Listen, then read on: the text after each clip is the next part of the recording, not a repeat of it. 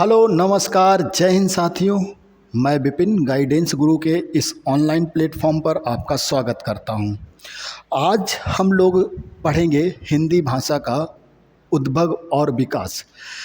पिछली क्लास में हम लोगों ने जो यूपी पुलिस का सिलेबस है उस पर डिस्कस कर लिया है। आपको किस तरीके से पढ़ना है, क्या रणनीति होगी, कहाँ से कितने क्वेश्चन आते हैं, इस बारे में हम लोग अच्छे से चर्चा कर चुके हैं। और एक चीज़ ये होता है कि हमें पढ़ने के साथ साथ हमें छोड़ना क्या है। एग्ज़ाम में हमें यही पता होना चाहिए। कुछ बच्चे ऐसे होते हैं कि 2-4 घंटे पढ़ के ही एग्ज़ाम निकाल लेते हैं और कुछ बच्चे ऐसे होते हैं 12-14 घंटे पढ़ के भी एग्ज़ाम नहीं निकाल पाते हैं। उसका कारण ये होता है कि वो अनाप-शनाप चीज़ें पढ़ते रहते हैं और उसका परिणाम यही होता है कि जब रिज़ल्ट आता है तो वो रिज़ल्ट क्वालिफाई नहीं कर पाते हैं। तो यही मैंने आपको वीडियो में बताया है कि किस टॉपिक को आपको पढ़ना है, किस टॉपिक का पुलिस में वेटेज कितना है, कहाँ से कितने क्वेश्चन आते हैं, क्या लेवल उसका क्या होगा, किस टाइप के क्वेश्चन आते हैं, इस पे हम लोग अच्छे से बात कर चुके हैं। तो चलिए प्रारंभ कर लेते हैं। आज पहली क्लास है और ये आपको एवरीडे क्लास मिलेगी शाम को 7 बजे, ठीक है। उसके बाद 8 बजे से रीजनिंग, 9 बजे से मैथ। तो ये लगातार आपको क्लासेस मिलेंगी। उसके बाद जीएस मिलेगी। तो ये आज से आपकी सारी क्लासेस स्टार्ट हो चुकी हैं और यूट्यूब पे पूर्ण रूप से आप अपना आराम से सारे जो भी कार्य वगैरह हैं करके आराम से अपनी तैयारी में जुट जाइए। बहुत ज़्यादा समय मिलने वाला नहीं है। तो चलिए प्रारंभ कर लेते हैं। तो आज हम लोग पढ़ेंगे किसको, हिंदी भाषा का उद्गम और विकास की बात करेंगे। तो देखो, हिंदी भाषा का उद्भव और विकास की जब हम बात करते हैं तो सबसे पहली बात ये आती है कि विश्व की अगर बात करें तो विश्व में बोली जाने वाली भाषाएं कितनी हैं। विश्व में बोली जाने वाली भाषाएं, तो अगर हम बात करें विश्व में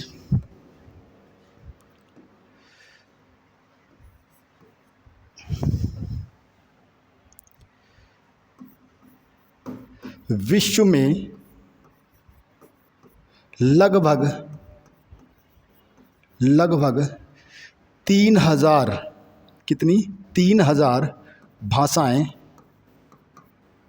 3000 भाषाएं बोली जाती हैं। कितनी 3000 भाषाएं बोली जाती हैं। ये किस में है, विश्व में। और अगर हम ये बात करें कि विश्व में, ये तो भाई विश्व में लगभग कितनी बोलियां भाषा बोली जाती हैं, तो विश्व में लगभग 3000 भाषा बोली जाती है। तो कुछ परिवार भी रहे होंगे, तो कितने परिवार हैं, तो अगर हम बात करते हैं तो 13 परिवार हैं। कितने परिवार हैं, 13 भाषा परिवार, 13 भाषा परिवार हैं। अच्छा, विश्व में लगभग 3000 भाषाएं बोली जाती हैं और लगभग 13 भाषा परिवार में वर्गीकरण किया गया है। क्या किया गया है, वर्गीकरण किया गया है, ठीक है। अब बात ये उठती है कि ये तो विश्व की बात हो गई, हम भारत की बात करते हैं। किसकी बात करते हैं, भारत की। तो भारत में कितने भाषा परिवार हैं, भारत की बात करें तो भारत में कितने भाषा परिवार हैं। तो जब भारत में भाषा परिवार की बात आती है तो भारत में भाषा परिवार, भारत में भाषा परिवार, भारत में भाषा परिवार की बात आती है तो भारत में भाषा परिवार कितने हैं, तो 4 भाषा परिवार हैं। कितने भाषा परिवार हैं, तो कहेंगे सर कितने भाषा परिवार हैं, 4 भाषा परिवार हैं, ठीक है।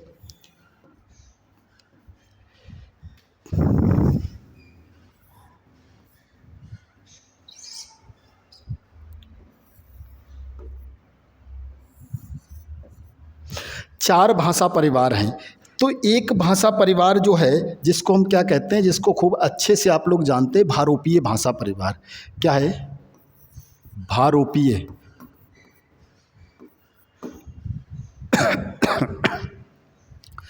भारोपीय भाषा परिवार।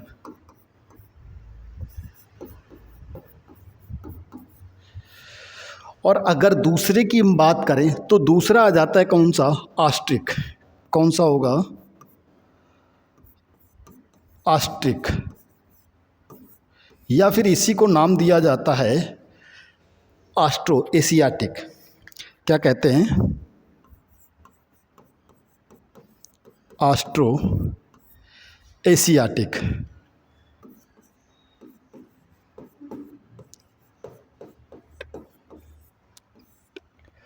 ठीक है।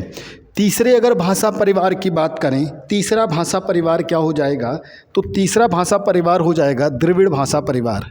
कौन सा हो जाएगा? द्रविड़।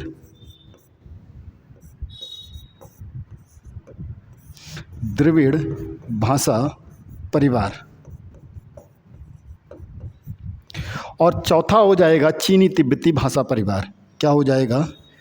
चीनी तिब्बती, चीनी तिब्बती भाषा परिवार।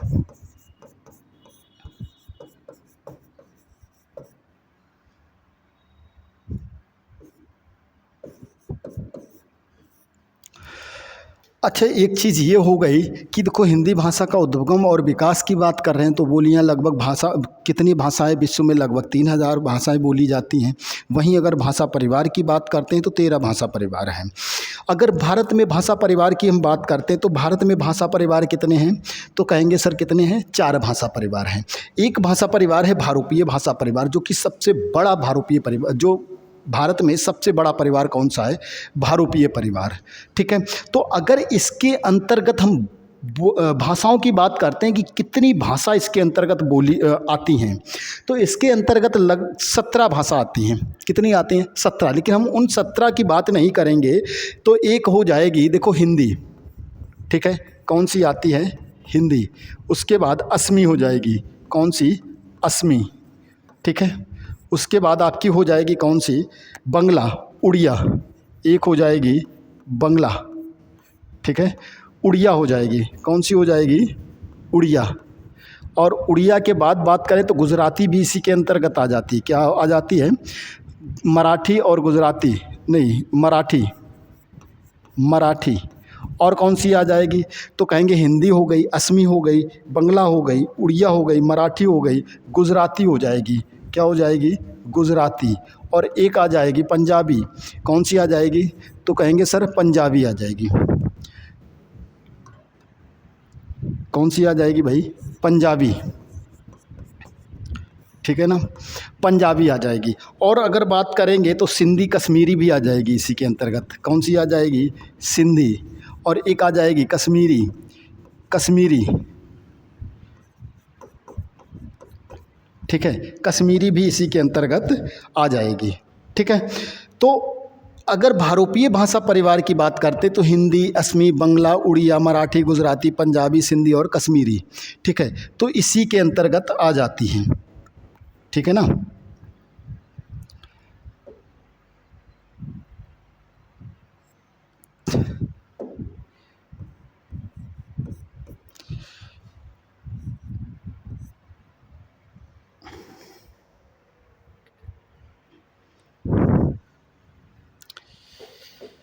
कश्मीरी हो गया।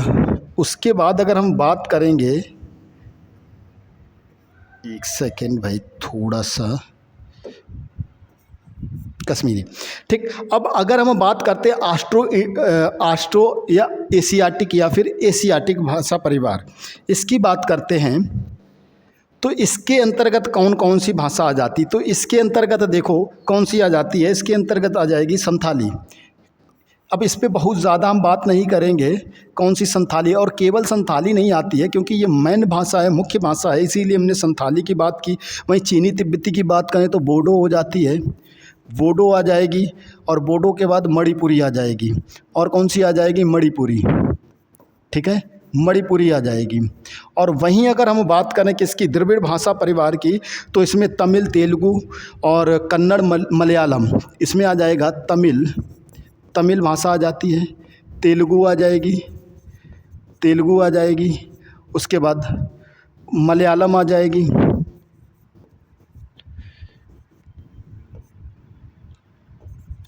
मलयालम आ जाएगी। और कौन सी आ जाएगी? कन्नड़ आ जाएगी। कौन सी आ जाएगी भाई? कन्नड़ होगी। ठीक है। तो ये 4 भाषा परिवार हैं। कितने भाषा परिवार हैं? 4 भाषा परिवार हैं। अगर हम आगे बात करें इसमें तो देखो आगे जब हम बात करते हैं तो अब प्राचीन भारतीय, अब इसको किसी ना किसी में बांटा गया होगा, तो इसको तीन भाषा परिवार, तो तीन काल में बांटा गया। कौन कौन से वो तीन काल कौन कौन से हैं? एक प्राचीन भारतीय आर्य भाषा है, दूसरा है मध्यकालीन भारतीय आर्य भाषा, और तीसरा कौन सा हो जाएगा? जो तीसरा हो जाएगा वो आधुनिक भारतीय आर्य भाषा। अब जब हम समय की बात करते हैं तो इसका जो समय हो जाता है, तो प्राचीन भारतीय आर्य भाषा का जो समय है वो क्या हो जाता है? वो हो जाता है 1500 BC से प्रारंभ होकर और 500 BC तक। वहीं मध्यकालीन भारतीय आर्य भाषा की जब हम बात करते हैं तो मध्यकालीन भारतीय आर्य भाषा का जो समय है वो 500 BC से प्रारंभ होकर और 1000 ईस्वी तक जाता है। और वहीं अगर हम बात करते हैं आधुनिक भारतीय आर्य भाषा की, तो आधुनिक भारतीय आर्य भाषा का जो समय है वो कितना आ जाता है? 1000 से प्रारंभ होकर और अब तक जाता है। तो हम बात कर लेते हैं किसकी भाई? भारतीय भाषा परिवार, ठीक है, प्राचीन भारतीय आर्य भाषा परिवार, ठीक है।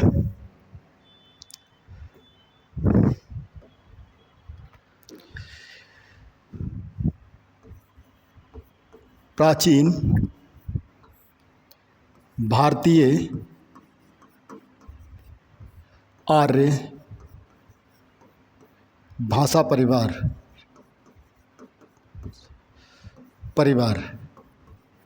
और अगर समय की बात करें, प्राचीन भारतीय आर्य भाषा परिवार की बात करें, प्राचीन भारतीय आर्य भाषा की बात करें तो इसके समय की हम जब बात करते हैं तो समय क्या आ जाएगा?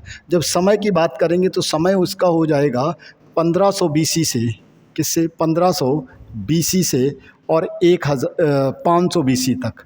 कितना? 500 BC तक, ठीक है। अब इसी को देखो, हम अगर दूसरी भाषा में कहें, जो प्राचीन भारतीय आर्य भाषा थी, क्योंकि प्राचीन थी और प्राचीन में क्या होता था कि संस्कृत ही बोली जाती थी, तो अगर हम यहाँ पे बात करें तो यहाँ पे जो भाषा हो जाएगी वो भाषा संस्कृत ही होगी। कौन सी होगी? संस्कृत। अब अगर हम संस्कृत की जब बात करते हैं तो संस्कृत को दो भागों में डिवाइड कर दिया गया, दो भागों में बांट दिया गया। कैसे? एक थी वैदिक संस्कृत और दूसरी हुई लौकिक संस्कृत। वैदिक संस्कृत जो थी वो क्या थी कि थोड़ी वेद पुराणों में सीमित थी, क्योंकि जो पढ़े लिखे उस समय के लोग, प्राचीन समय में लोग जो पढ़े लिखे होते थे वही इस वैदिक भाषा को जानते थे। लेकिन आम जनमानस की जो भाषा थी, आम लोगों के द्वारा जो बोली जाती थी, वो क्या थी? लौकिक ही थी। तो इसलिए अच्छा, भाषा क्या होती है? परिवर्तनशील होती है, तो लगातार इसमें परिवर्तन भी होते रहे होंगे। तो जैसे कि संस्कृत थी, संस्कृत से फिर परिवर्तन हुआ तो दो भागों में डिवाइड हुई, एक वैदिक संस्कृत और दूसरी हो गई लौकिक संस्कृत। वैदिक संस्कृत में वेद पुराणों तक सीमित रह गई। लौकिक संस्कृत में क्या हुआ कि जैसे कि धार्मिक ग्रंथ वगैरह हैं, तो वो धार्मिक ग्रंथ किस में लिखे गए? लौकिक संस्कृत में। क्वेश्चन एक बार ये पूछा गया था, अष्टाध्यायी और रामायण किस भाषा के हैं? तो जवाब क्या होगा? अब रामायण, भाई रामायण अगर अष्टाध्यायी नहीं पता है तो रामायण तो आपको पता ही है, तो रामायण किस में लिखी गई है? लौकिक संस्कृत में। तो ये क्वेश्चन पूछा हुआ है और UPSI का क्वेश्चन पूछा हुआ है। चलिए, तो यहाँ पे हम बात कर लेते हैं, इसको दो भागों में जब डिवाइड किया गया था,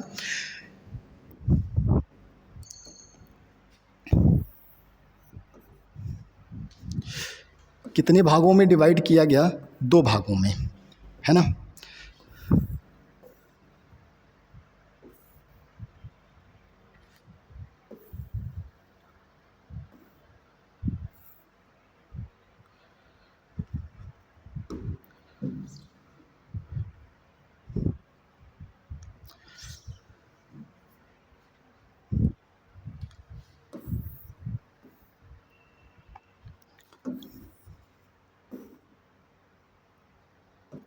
देखो भाई, अब दो भागों में जब डिवाइड किया गया तो एक कौन सा हो जाएगा?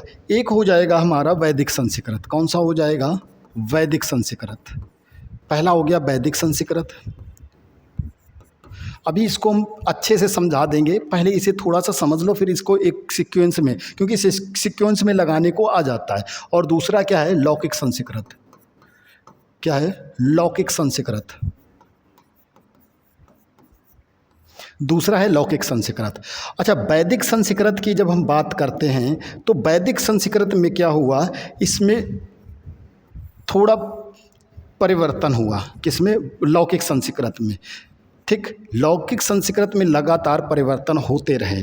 अगर वैदिक संस्कृत की बात करते हैं तो वैदिक संस्कृत में क्या लिखा गया, जैसे कि संहिता हो गया, ठीक है। उसके बाद अगर हम बात करें जैसे ब्राह्मण,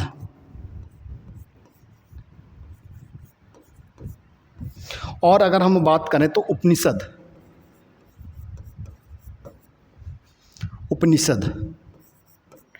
तो ये किस भाषा में लिखे गए हैं, तो ये हम कहेंगे वैदिक संस्कृत में, ठीक है।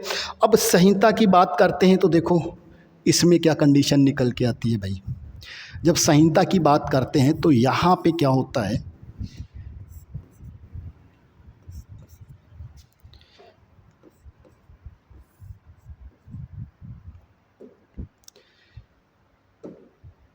एक आपका हो जाएगा ऋग्वेद,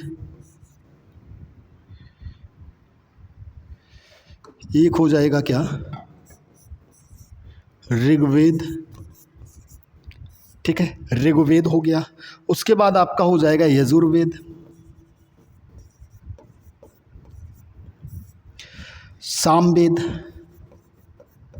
सामवेद और अथर्ववेद। और कौन सा हो जाएगा?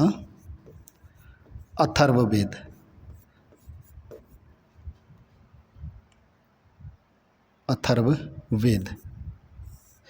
अच्छा, वेदों की जब हम बात करते हैं तो वेद कितने हैं? 4 वेद हैं।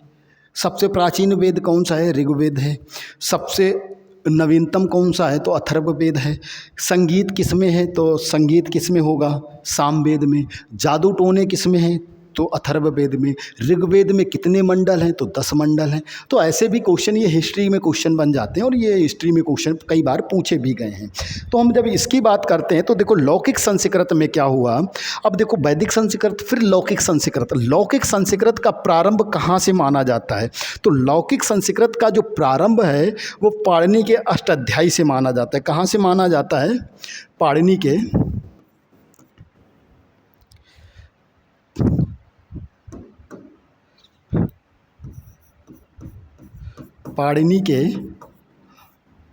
पाणिनि का एक ग्रंथ है, पाणिनि की अष्टाध्यायी। क्या है?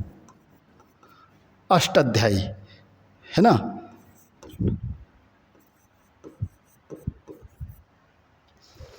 और यहीं से इसकी शुरुआत मानी जाती है, से प्रारंभ माना जाता है, या से प्रारंभ है किसका? लौकिक संस्कृत का। कहाँ से प्रारंभ है? तो कहेंगे पाणिनि के अष्टाध्यायी से। अब जैसे कि हम बात करें कि रामायण कहाँ लिखा गया है, रामायण किस भाषा में, तो रामायण भी किस में होगा? रामायण भी इसी में लिखा गया है। जैसे कि रामायण हो गया, महाभारत हो गया,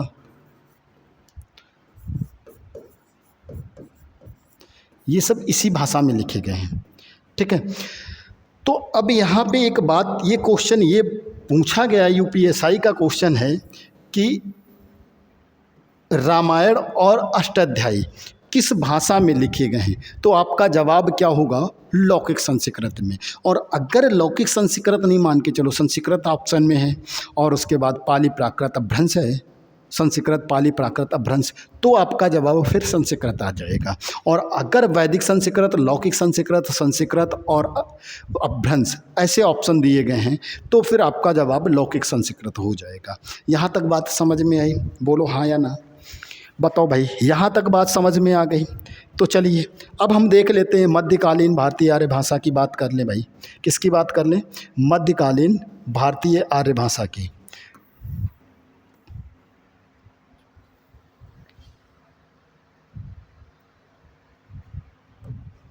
तो देखो भाई, मध्यकालीन भारतीय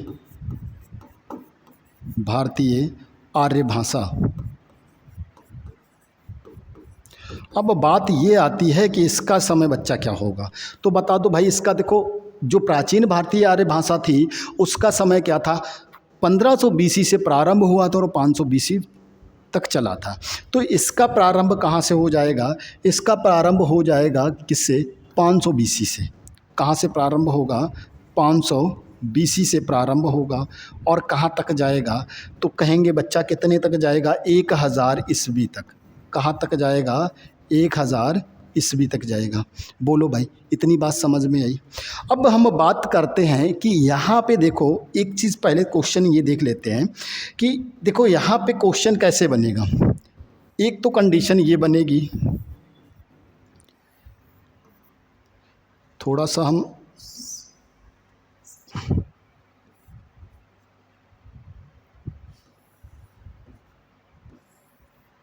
देखो, अब देखो अगर जब क्रम की बात करते तो संस्कृत, फिर वैदिक संस्कृत, लौकिक संस्कृत, पाली, प्राकृत और अपभ्रंश, है ना, यही क्रम है।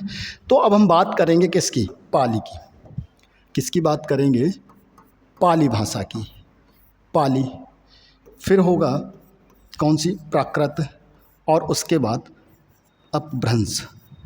अपभ्रंश क्या हो जाएगा? अपभ्रंश। अब देखो पाली को हम प्रथम प्राकृत के नाम से भी जानते हैं। किस नाम से? प्रथम प्राकृत। प्रथम प्राकृत भाषा भी कहते हैं किसको?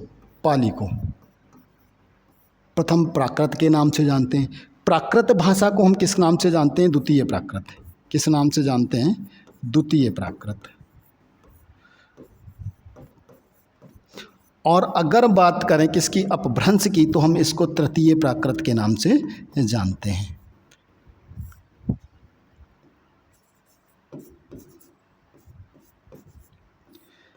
तृतीय प्राकृत के नाम से जानते हैं। तो देखो प्रथम प्राकृत, द्वितीय प्राकृत और तृतीय प्राकृत, तो ये तीन। अब भाई पाली, प्राकृत और अपभ्रंश। अब क्वेश्चन ये बनता है कि बौद्ध धर्म के जितने भी ग्रंथ हैं, जो अधिकतर ग्रंथ हैं, वो किस भाषा में मिलते हैं? तो जवाब क्या होगा? तो जवाब हो जाएगा पाली भाषा में। तो इसको थोड़ा सा देख लेते हैं। तो देखो बौद्ध धर्म, ऐसे लिख लो,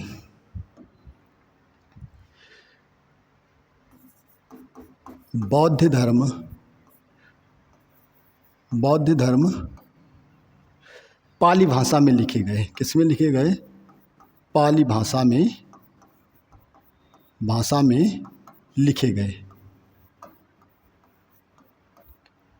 ठीक, पहला पॉइंट हो गया। अगर दूसरे की बात करें तो एक यहाँ पे क्वेश्चन बनता है, प्रथम देश भाषा कौन सी थी? प्रथम देश भाषा। अब ऑप्शन आपके यही सब हों तो बताइए भाई प्रथम देश भाषा क्या हो जाएगी? एक क्वेश्चन ये बनता है कि भारत की प्रथम देश भाषा और भारत की प्रथम जन भाषा, दो क्वेश्चन यहाँ से आते हैं। तो प्रथम देश भाषा कौन सी हो जाएगी? भारत की प्रथम देश भाषा। जब देश भाषा की बात आती है बच्चा, तो देश भाषा कौन सी होगी? वो होगी क्या? प्राकृत, पाली, सॉरी, कौन सी होगी? ये पॉइंट जो है पाली के बारे में ही है। ठीक है।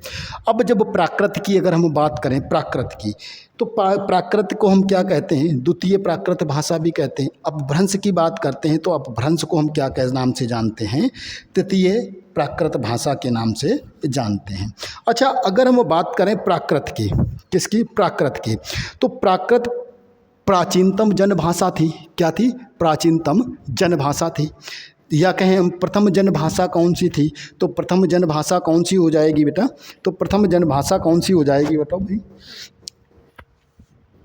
प्राकृत हो जाएगी। तो इसके बारे में हम देख लेते हैं। यह प्राचीनतम जनभाषा थी। कौन सी? इसके बारे में बात कर रहे हैं। यह प्रथम जनभाषा थी। जनभाषा थी। ठीक, एक चीज़ यह प्रथम जनभाषा थी। दूसरा, इसका प्रारंभ कहाँ से हुआ है? तो इसके जब हम प्रारंभ की बात करते हैं तो देखो इसका प्रारंभ भरत मुनि के नाट्य शास्त्र से माना जाता है। कहाँ से माना जाता है? भरत मुनि के नाट्य शास्त्र, भरत मुनि के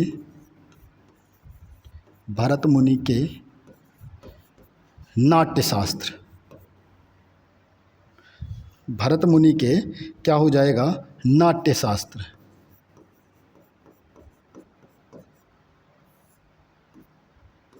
नाट्यशास्त्र ग्रंथ में सर्वप्रथम इसका विचार किया गया है। नाट्यशास्त्र ग्रंथ में सर्वप्रथम विचार। ठीक है। अच्छा, एक पॉइंट इसके बारे में और थोड़ा सा बनता है, वो क्या है, जैन जितने भी जैन साहित्य हैं वो किस में लिखे गए हैं? तो जैन साहित्य किस में लिखे गए हैं? तो जैन साहित्य प्रायः किस भाषा में लिखे गए हैं? तो हम कहेंगे प्राकृत भाषा में, प्राकृत भाषा में लिखे गए हैं। ठीक है। तो यहाँ तक अब देखो, यहाँ तक बात समझ में आ गई होगी। ठीक है। अब हम देख लेते हैं अपभ्रंश को। अभी बिल्कुल इसका एक बार रिवीजन करवाएंगे, बिल्कुल परेशान होने की ज़रूरत नहीं है।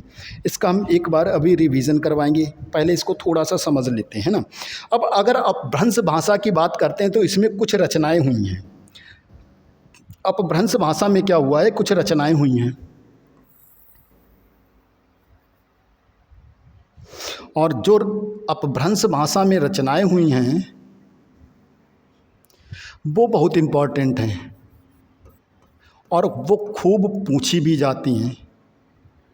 अपभ्रंश भाषा की रचनाएं अपभ्रंश भाषा की अगर हम रचनाएं की बात करें तो देखो यहाँ पे कुछ रचनाएं हैं, जैसे स्वयंभू की है, एक स्वयंभू की है, सरहपा की है,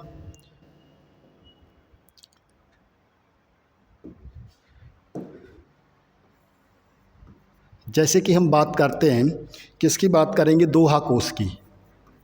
एक है दोहा कोश, खूब पूछी जाती है ये रचना। ठीक। एक रचना हम ले लेते हैं पौमचर्यू। कौन सी?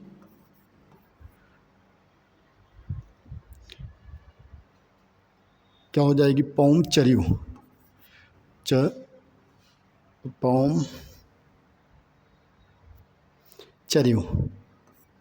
चर्यू।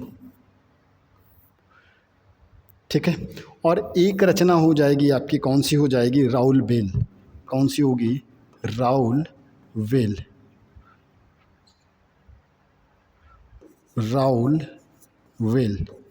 ठीक है। कौन सी हो जाएगी? राउल बेल। उसके बाद अगर हम बात करें, एक हम्मीर रासो है। कौन सी है? हम्मीर रासो। तो ये कहेंगे किसके? सांगधर की, है ना। हम्मीर रासो ये किसकी है? सांगधर की। अगर बात करें नल्ल सिंह की, एक रचना है, कौन सी? नल्ल सिंह की। और नल्ल सिंह की रचना कौन सी है? विजय। कौन सी होगी? विजयपाल रासो। ठीक है। कौन सी होगी? विजयपाल रासो। तो जब बात करते हैं किसकी? हम्मीर रासो। तो हम्मीर रासो किसकी है? सारंगधर की। ऐसे इसे देखो, एक ऐसे मिल सकता है, कलर चेंज कर लेते हैं थोड़ा सा और इसमें ले लेते हैं ब्लू। देखो, एक दो कंडीशन में आपको मिलेगा, एक ऐसे मिलेगा सारंगधर, ठीक है, और या फिर आपको ऐसे मिलेगा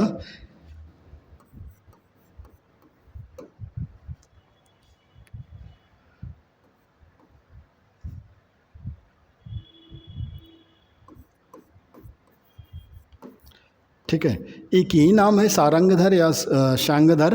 ठीक। ये हम्मीर रासो की। अगर विजयपाल रासो की बात करें तो विजयपाल रासो किसकी रचना हो जाएगी? विजयपाल रासो हो जाएगी आपकी, कौन है? नल्ल सिंह। कौन है? नल्ल सिंह। ये नल्ल सिंह की रचना है। ठीक है। वहीं अगर हम दोहा कोश की बात करें तो दोहा कोश किसकी हो जाएगी? दोहा कोश हो जाएगी सरहपा की। ठीक है। अगर पौमचर्यू की बात करें तो ये स्वयंभू की हो जाएगी। किसकी हो जाएगी? ये हो जाएगी किसकी? स्वयंभू की। किसकी हो जाएगी? स्वयंभू की हो जाएगी। और अगर बात करें राउल वेल की तो ये रोड़ा की हो जाएगी। किसकी हो जाएगी? रोड़ा की। ठीक है। किसकी हो जाएगी? रोडा की। ठीक है, तो ये देखो अपभ्रंश भाषा की कुछ रचनाएं थी। अब ऐसा नहीं है कि केवल इतनी ही रचनाएं हैं, मैंने उन रचनाओं को लिया है जो लगातार एग्जामों में पूछी जा रही हैं। एक सेकंड रुकना भाई जरा, एक सेकंड।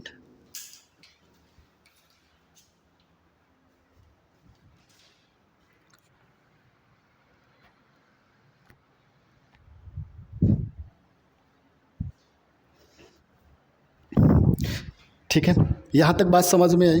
अब एक बार हम इसका रिवीजन कर लेते हैं। देखो जो आज पढ़ाया है ये पहली क्लास है और हिंदी भाषा का उद्भव और विकास की बात हो रही है और क्लास कौन सी है? पहली क्लास है। ठीक, और अच्छा जो मैं पढ़ा रहा हूँ ये पुलिस के लिए तो 100% कंप्लीट है। पुलिस से अगर इस टॉपिक से क्वेश्चन कितने बनेंगे तो एक, कम से कम एक और अधिक से अधिक दो इस टॉपिक से ये क्वेश्चन बनेंगे। कम से कम कितना होगा? एक क्वेश्चन 100% आपको देखने को मिलेगा और अधिक से अधिक मिलेंगे तो दो क्वेश्चन मिलेंगे। ठीक है, तो ये पहली क्लास है। अच्छा इसमें हम केवल पुलिस या एसआई की बात करें तो देखो पुलिस और एसआई के लिए ये दोनों पुलिस में भी सिलेबस में है और एसआई के सिलेबस में है। अगर पुलिस या एसआई में यहाँ से क्वेश्चन आता है तो बाहर नहीं होगा। और अगर बात करें हिंदी भाषा का उद्भव और विकास की बात करें, अगर कि कोई अदर एग्ज़ाम है आपका और वहाँ ये टॉपिक है तो वहाँ भी ये क्वेश्चन यहाँ से बाहर नहीं होने वाला है। जब भी आप एग्ज़ाम दे के जाइए एक अच्छा सा नोट्स अपने आप बनाइएगा और जब भी आपका एग्ज़ाम हो तो आप देखिएगा एक सिंगल क्वेश्चन आपका बाहर यहाँ से नहीं मिलेगा। तो हमने देखा हिंदी भाषा का उद्भव और विकास की बात करें तो विश्व में लगभग कितनी भाषाएं बोली जाती हैं? तो विश्व में लगभग 3000 भाषाएं बोली जाती हैं। और कितने भाषा परिवार हैं? तो 13 भाषा परिवार हैं। तो भारत की बात करते हैं तो भारत में क्या है? भारत में 4 भाषा परिवार हैं। कौन कौन से? एक भारोपीय भाषा परिवार, उसके बाद आपका द्रविड़ भाषा परिवार, उसके बाद चीनी तिब्बती भाषा परिवार और एक आपका हो जाएगा ऑस्ट्रिक भाषा परिवार। ठीक, तो ऐसे भी क्वेश्चन आ जाता है कि हिंदी किस भाषा परिवार की है? तो हिंदी किस भाषा परिवार की होगी? भारोपीय भाषा। अगर पूछ ले बोडो किस भाषा परिवार का है, किस भाषा परिवार की भाषा है, तो किसकी होगी? चीनी तिब्बती की। संथाली किस भाषा की है? तो ऑस्ट्रिक आ जाए या एशियाटिक आ जाए तो किसका होगा? ऑस्ट्रिक भाषा परिवार का। ऐसे ही पूछ ले तेलुगु किस भाषा परिवार की भाषा है तो किसकी होगी? कन्नड़ किसकी हो जाएगी? ये द्रविड़ भाषा परिवार की हो जाएगी। यहाँ से ऐसे क्वेश्चन बनते हैं। ठीक है, उसके बाद हम लोगों ने क्या देखा? प्राचीन भारतीय आर्य भाषा। प्राचीन भारतीय आर्य भाषा का जब हमने समय की बात की तो प्राचीन भारतीय आर्य भाषा का समय क्या था? तो समय था बच्चा कितना? 1500 BC से प्रारंभ होकर 500 BC तक। ठीक, और जो प्राचीन भारतीय आर्य भाषा थी इसी को हम संस्कृत के भी नाम से जानते हैं। जो प्राचीन थी वही क्या थी? संस्कृत थी। इसको 2 भागों में डिवाइड किया गया, इसके 2 पार्ट हो गए, एक वैदिक संस्कृत और एक लौकिक संस्कृत। वैदिक संस्कृत के समय की बात करते हैं तो ये समय कितना आता है? 1500 BC से प्रारंभ होकर कितना जाएगा भाई? कोई बताएगा? 1500 BC से प्रारंभ होकर कहाँ तक जाएगा? अगर वैदिक संस्कृत के समय की बात करते हैं तो कितना हो जाएगा वैदिक संस्कृत का समय? वैदिक और लौकिक दोनों का बताना है जी, बताओ भाई। तो वैदिक संस्कृत भाई 1500 BC प्राचीन, तो यहाँ से 1500 से प्रारंभ होगा, ये 1500 से कहाँ तक जाएगी? 1000 BC तक। और लौकिक संस्कृत की बात करें तो 1000 BC से प्रारंभ होकर और कहाँ तक जाएगी? 500 BC तक। ठीक है, इसके समय। अच्छा वैदिक संस्कृत में क्या? संहिता, ब्राह्मण, उपनिषद वगैरह लिखे गए। अब अगर बात आ जाता है कि ऋग्वेद किस भाषा में है तो किस में होगा? वैदिक संस्कृत में होगा। अथर्ववेद किस भाषा में? तो हमने कहा क्या कहा? वैदिक संस्कृत मतलब वेद पुराण तक ही सीमित, वेदों तक ही सीमित रही है। इसमें जितने भी वेद उपनिषद वगैरह लिखे गए वो कहाँ किस भाषा में मिलेंगे आपको? तो कहेंगे क्या कि सर किस भाषा में मिलेंगे? तो आप कहेंगे सर किस भाषा में होंगे? वैदिक संस्कृत में। वहीं हम बात करें लौकिक संस्कृत में तो लौकिक संस्कृत का प्रारंभ कहाँ से माना जाता है? तो पाणिनि का जो अष्टाध्यायी है यहीं से इसका प्रारंभ माना जाता है। कहाँ से? लौकिक संस्कृत का। अगर रामायण और महाभारत की बात करते हैं तो लौकिक संस्कृत में ही लिखे गए हैं। किस में लिखे गए हैं? लौकिक संस्कृत में। फिर उसके बाद बात करते हैं कि मध्यकालीन भारतीय आर्य भाषा, इसके समय की बात करते हैं तो 500 BC से प्रारंभ होकर और कहाँ तक जाता है? 1000 BC तक। ठीक है, कहाँ तक जाता, सॉरी 1000 ईस्वी तक जाता है। 500 बीसी से प्रारंभ होकर 1000 ईस्वी तक जाता है। अब अच्छा, भारतीय आर्य भाषा जो है कौन सी, मध्यकालीन, मध्यकालीन के अंतर्गत आ जाता है। क्योंकि मैंने इसे अलग तोड़ तोड़ के क्यों बढ़ाया है, क्योंकि उसका एक कारण है। अभी तक आप एक सीक्वेंस जानते थे कि संस्कृत, वैदिक संस्कृत, लौकिक संस्कृत, पाली, प्राकृत, अपभ्रंश। अगर यहाँ से क्वेश्चन आ जाए कि मध्यकालीन आर्य भाषा की कौन सी भाषा है, तो भाई कौन सी हो जाएंगी, पाली, प्राकृत और अपभ्रंश, है ना। कौन सी हो जाएंगी, पाली, प्राकृत और अपभ्रंश, तो आप आसानी से बता सकते हो। ठीक है, तो देखो पाली को हम प्रथम प्राकृत के नाम से जानते हैं, प्राकृत को हम द्वितीय प्राकृत के नाम से जानते हैं और अपभ्रंश को हम तृतीय प्राकृत के नाम से जानते हैं। वहीं अगर पाली को हम जितने पाली भाषा, बौद्ध धर्म के ग्रंथ हैं जितने भी, वो किस भाषा में हमें मिलते हैं, तो पाली भाषा में मिलते हैं। अगर हम बात करें भारत की प्रथम देश भाषा कौन सी है, तो कौन सी होगी, पाली भाषा। वहीं अगर हम प्राकृत की बात करें तो जैन साहित्य, जितने भी जैन साहित्य ज़्यादा अधिकतर लिखे गए हैं वो किस भाषा में हैं, प्राकृत भाषा में। वहीं अगर बात करें भरत मुनि के, इसका प्रारंभ कहाँ से, सर्वप्रथम कहाँ से देखने को मिलता है, भरत मुनि के नाट्यशास्त्र से। ठीक है, अब यहाँ पे देखो ये खूब पूछा जाता है, नाट्यशास्त्र ग्रंथ किसका है, तो किसका कहेंगे आप, क्या कहेंगे, किसका है, भरत मुनि का। अगर ऐसे क्वेश्चन पूछ लेता है कि नाट्यशास्त्र ग्रंथ किसका है, तो क्या कहेंगे आप, किसका है, भरत मुनि का। ठीक है, उसके बाद अगर हम बात करें कि यह प्रथम जन भाषा कौन सी थी, ठीक, तो प्रथम जन भाषा कौन सी हो जाएगी, वो भी क्या हो जाएगी, प्राकृत हो जाएगी। अपभ्रंश की बात करें तो अपभ्रंश को हम क्या कहते हैं, तृतीय प्राकृत के नाम से जानते हैं। उसके बाद हम लोगों ने देखा क्या, अपभ्रंश की जो रचनाएं थी, क्या थी, अपभ्रंश की जो रचनाएं थी। अब ये सारी रचनाएं नहीं, जो इम्पोर्टेंट थी, जो मोस्ट थी, जो लगातार किसी ना किसी एग्जाम में पूछी जा रही थी। कभी उसका रचनाकार कौन है, ये पूछ लिया, किस भाषा में लिखी गई, ये पूछ लिया गया। ठीक, तो इसलिए मैंने इन रचनाओं को यहीं पे साथ में ले लिया है। तो दोहा कोश किसकी है, सरापा की है। पौमचर्यु किसकी है, स्वयंभू की है। अच्छा, स्वयं हिंदी का प्रथम कवि, स्वयंभू को हिंदी का प्रथम कवि किसने माना, ये आप कमेंट बॉक्स में ज़रूर बताइएगा कि स्वयंभू को हिंदी का प्रथम कवि किसने माना है। ठीक है, अगर राउल बेल की बात करें तो इनकी कौन सी रचना है, रोड़ा है। उसके बाद हम्मीर रासो किसकी है, सांगधर की है। ठीक, विजयपाल रासो की बात करें तो बच्चा क्या होगा, नल सिंह। ठीक है, यहाँ तक बात समझ में आ गई होगी। अब हम बात करेंगे भारतीय आर्य भाषा का विभाजन तथा समय सीमा। तो देख लेते हैं भाई, किसकी, भारतीय आर्य भाषा का विभाजन तथा समय सीमा। भारतीय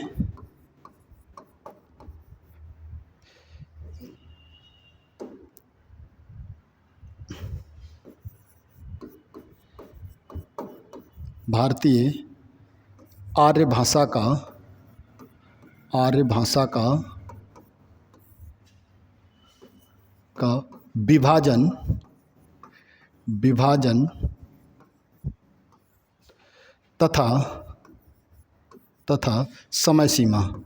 तथा समय सीमा।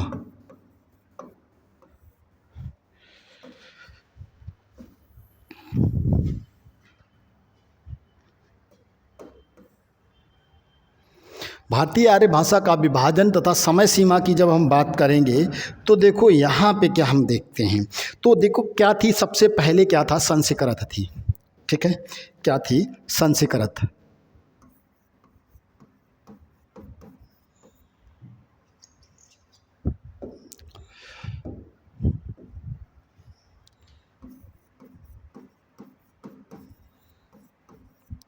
अगर बच्चा संस्कृत के समय सीमा की बात करें तो इसका जो समय सीमा है वो क्या है, 1500 बीसी से 1500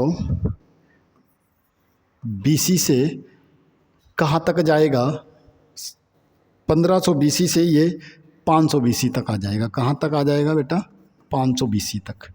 ठीक है, अब संस्कृत को ही कितने भागों में डिवाइड किया गया था, तो आप कहेंगे सर कितने भागों में डिवाइड किया गया था, 2 भागों में। कितने भागों में, 2 भागों में। एक था क्या, वैदिक संस्कृत, क्या कहेंगे, वैदिक संस्कृत, क्या कहेंगे, वैदिक संस्कृत। और वैदिक संस्कृत के अगर हम समय सीमा की बात करें तो ये समय सीमा क्या हो जाएगा इसका, तो इसका देखो बेटा समय सीमा हो जाएगा क्या, 1500 BC से 1000 BC, 1000 BC ये इसका समय सीमा हो जाएगा। ठीक, BC को विक्रम संवत बोलते हैं। ठीक है, BC को क्या कहते हैं, विक्रम संवत। वहीं अगर हम बात करें किसकी, संस्कृत, दूसरा किस में डिवाइड हुआ, तो दूसरा हुआ था किस में, लौकिक संस्कृत में। किस में हुआ है, लौकिक संस्कृत में, लौकिक संस्कृत। ठीक है, लौकिक संस्कृत के बाद की बात करें, देखो दूसरा किस में हुआ, लौकिक संस्कृत।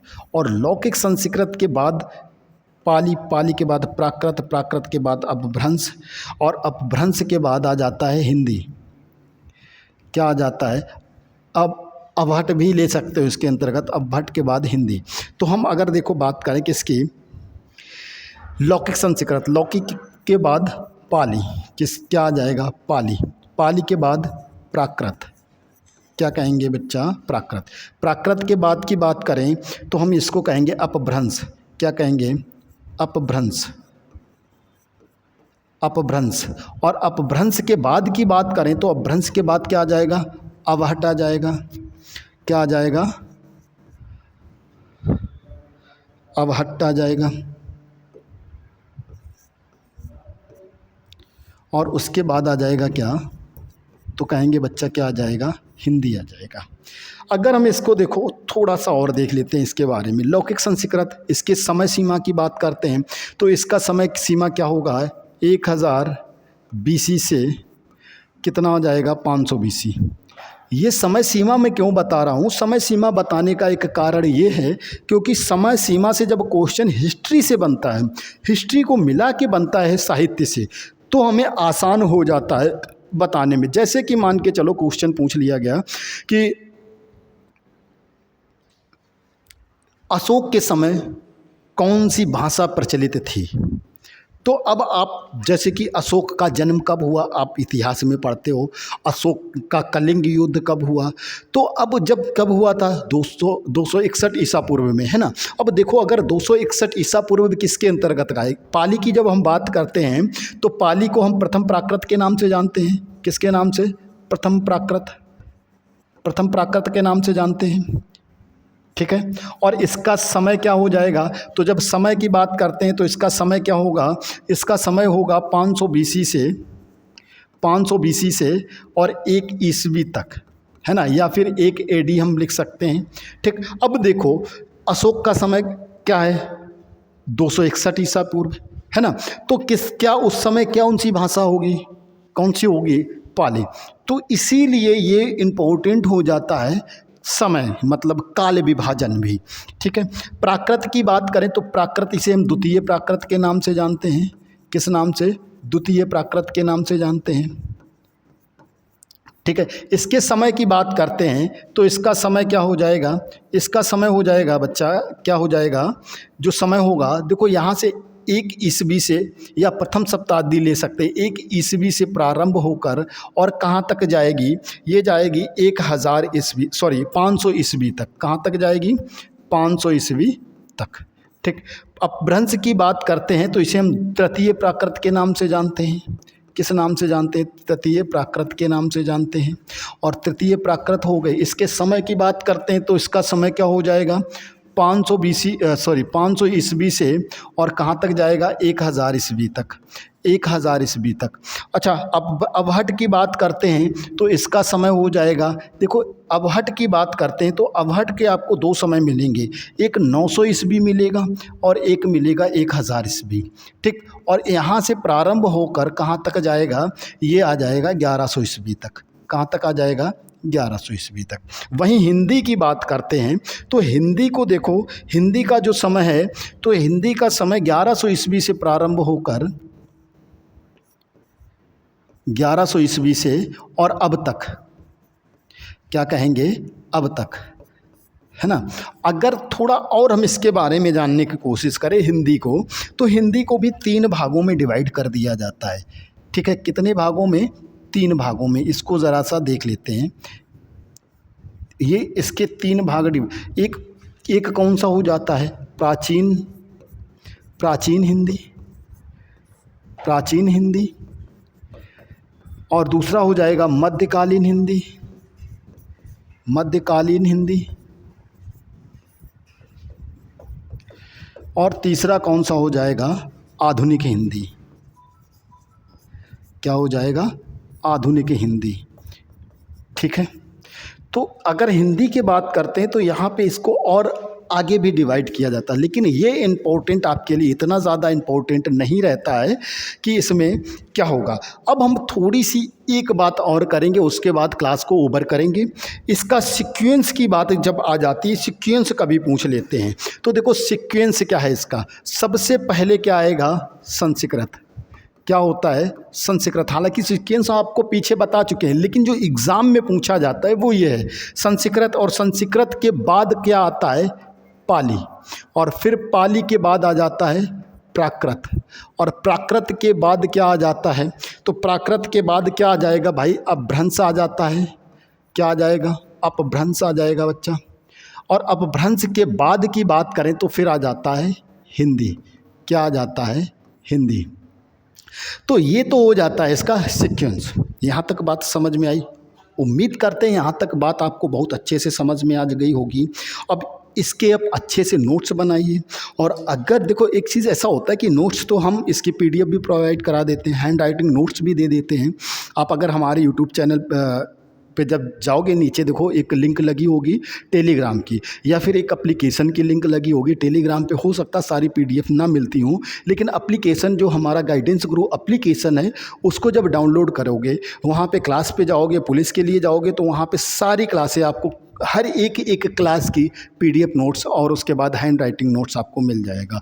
लेकिन मैं तो यही कहूँगा कि पहले आप क्लास को एक बार पढ़ो, है ना, उसके बाद फिर आप खुद स्वयं से हैंड राइटिंग नोट्स बनाओ, और उसके बाद ही हमेशा उसको पढ़ते रहो। बस इतना पर्याप्त होगा आपके लिए। चलिए एक बार हम इसका रिवीजन कर लेते हैं। जो अभी तक हमने आज देखा, ये पहली क्लास थी, हिंदी भाषा का उद्गम और विकास की बात कर रहे थे।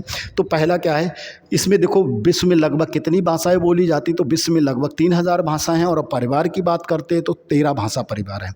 भारत में कितने भाषा परिवार हैं, तो कहेंगे कितने भाषा परिवार हैं, तो बच्चे कितने होंगे? 4 भाषा परिवार होंगे। और 4 भाषा परिवार कौन से हैं? तो बहुरूपीय भाषा परिवार।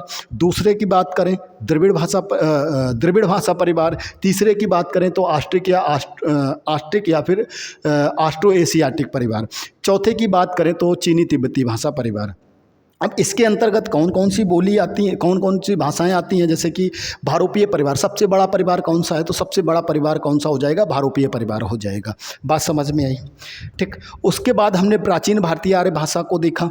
इसके समय की बात की तो समय क्या है? 1500 BC से प्रारंभ होकर और 500 BC तक आता है। इसको 2 भागों में डिवाइड किया गया है। एक है वैदिक संस्कृत, और दूसरा है क्या? लौकिक संस्कृत। वैदिक संस्कृत के समय सीमा की बात करते तो बच्चे वैदिक संस्कृत की समय सीमा क्या हो जाएगी? तो वैदिक संस्कृत की जो समय सीमा है बेटा, वो क्या है? 1500 BC से प्रारंभ होकर और 1000 BC तक। वहीं लौकिक संस्कृत की समय सीमा है 1000 BC से 500 BC तक। ठीक। अगर वैदिक संस्कृत की बात करें तो संहिता, ब्राह्मण, उपनिषद इसी में लिखे गए हैं। उसके बाद ऋग्वेद, यजुर्वेद, सामवेद, अथर्ववेद, ये सब इसी भाषा में है। किस भाषा में? वैदिक संस्कृत में। और भी जितने भी वेद हैं वो वैदिक संस्कृत में। वहीं लौकिक संस्कृत में जितने धार्मिक ग्रंथ हैं वो कहाँ पे मिलेंगे आपको? लौकिक संस्कृत में। जैसे कि अष्टाध्यायी किस भाषा में? लौकिक संस्कृत में है। रामायण किस भाषा में? लौकिक संस्कृत में है। महाभारत किस भाषा में? लौकिक संस्कृत में है। ठीक है। इसकी शुरुआत कहाँ से मानी गई है? तो पाणिनि की अष्टाध्यायी से इसकी प्रारंभ माना गया है, किसका? लौकिक संस्कृत का। वहीं हम बात करेंगे मध्यकालीन भारतीय आर्य भाषा की, तो इसका समय 500 BC से प्रारंभ होकर 1000 ईस्वी तक जाता है। और 1000 ईस्वी तक जाता है तो इसको 3 भागों में डिवाइड किया गया है, पाली, प्राकृत और अपभ्रंश। पाली को हम प्रथम प्राकृत भाषा कहते हैं, प्राकृत को हम द्वितीय प्राकृत भाषा कहते हैं, और अपभ्रंश को हम तृतीय प्राकृत भाषा के नाम से भी जानते हैं। ठीक है। उसके बाद बात करते हैं तो भारत का प्रथम देश भाषा कौन सी है? तो प्रथम देश भाषा कौन सी हो जाएगी? पाली हो जाएगी। अच्छा, बौद्ध धर्म किस भाषा में लिखे गए हैं? तो प्राकृत भाषा में। वहीं अगर कहें जैन धर्म किस भाषा में लिखे गए हैं तो हो जाएगी प्राकृत भाषा। ठीक है। अगर ये कहें कि प्रथम जनमानस भाषा कौन सी थी या जनभाषा कौन सी थी, तो प्राकृत थी। प्राकृत भाषा का प्रारंभ कहाँ से माना जाता है, तो भरत मुनि के नाट्य शास्त्र में प्रथम प्रयोग इसका देखा गया था। ठीक है। वहीं जैन साहित्य कहाँ प्रायः इसी भाषा में लिखे जाते हैं। अपभ्रंश की बात करें तो इसको हम तृतीय प्राकृत भाषा के नाम से जानते हैं। उसके बाद अपभ्रंश की जो रचनाएं हैं बेटा, तो वो रचनाएं जो इम्पोर्टेंट हैं उनकी हमने बात की बच्चों। तो देखो क्या है, दोहा कोश जो किसकी है, सरापा की है। उसके बाद पौमचर्यु किसकी है, सोम्भी की है। राउलवेल किसकी है, रोड़ा की है। हम्मीर रासो किसकी है, सांगदर की है। विजयपाल रासो किसकी है, नल सिंह की है। और ये सभी किसमें है, अपभ्रंश भाषाएं की रचनाएं हैं। उसके बाद हमने देखा कि हमने भारतीय आर्य भाषा का विभाजन तथा समय सीमा की बात की। तो संस्कृत 1500 BC से 500 BC तक संस्कृत को दो भागों में डिवाइड किया गया था, एक लौकिक संस्कृत और एक क्या थी, वैदिक संस्कृत। अच्छा, वैदिक संस्कृत वेद पुराणों तक सीमित रही। भाषा परिवर्तनशील होने की वजह से इसमें लगातार परिवर्तन होते चले गए। ठीक है। और जब लगातार परिवर्तन होते रहे तो उसका रूप भी बिगड़ता चला जाता है। तो जैसे वैदिक संस्कृत थी, जो वहाँ के विद्वान थे प्राचीन समय में उन्हीं को आती थी। लेकिन लौकिक संस्कृत क्या थी, लगभग जन भाषा के रूप में उस समय प्रचलित थे। लौकिक संस्कृत के समय की बात करते हैं तो 1000 BC से 500 BC। और लौकिक संस्कृत के बाद फिर क्या आई, पाली। और पाली को प्रथम प्राकृत कहते हैं और इसका समय क्या है, 500 BC से 1 ईस्वी। वहीं पाली के बाद क्या आई, प्राकृत। और प्राकृत की समय सीमा द्वितीय प्राकृत के नाम से जानते हैं। और इसके समय सीमा की बात करते हैं तो 1 ईस्वी से प्रारंभ होकर कहाँ तक जाती है, 500 ईस्वी तक। अपभ्रंश फिर आता क्या, अपभ्रंश। अपभ्रंश को हम तृतीय प्राकृत भाषा के नाम से जानते हैं। और इसके समय सीमा की बात करते हैं तो समय सीमा होगा 500 ईस्वी से प्रारंभ होकर 1000 ईस्वी तक। वहीं अगर हम अव्वट की बात करते हैं, उसके बाद क्या आता है, अव्वट। और अव्वट के बाद आती है हिंदी। तो अव्वट का समय सीमा 900 से 1100 माना गया है। ठीक। लेकिन यहाँ पे देखो 1000 लिखा है और फिर यहाँ 900, क्योंकि जो समय काल किसी का एकदम से तो ख़त्म नहीं होता है ना। जैसे कि अगर यहाँ पे चल रहा था अपभ्रंश, तो कहीं ना कहीं 1000 माना गया है। 1000 से पहले ही अपभ्रंश की शुरुआत देखने को मिल गई होगी। तो शुरुआत हमें 900 से ही देखने को मिल गई थी, है ना। तो इसीलिए 900 से 1100 माना जाता है। और हिंदी की बात करें तो 1100 ईस्वी से प्रारंभ होकर अब तक माना जाता है। तो हमने अब इसके सीक्वेंस की बात करें तो इसका देखो जो क्वेश्चन पूछ लेता है, तो संस्कृत पाली प्राकृत की कई बार क्वेश्चन पूछा गया है, इसका सही क्रम क्या है। तो सही क्रम क्या होगा, पाली प्राकृत अपभ्रंश, संस्कृत पाली प्राकृत अपभ्रंश और हिंदी। अगर और डिटेल में सीक्वेंस कभी नहीं पूछता है, डिटेल में कभी नहीं पूछता है। और अगर डिटेल में पूछता है तो यहाँ पे आपका सीक्वेंस दिया गया है।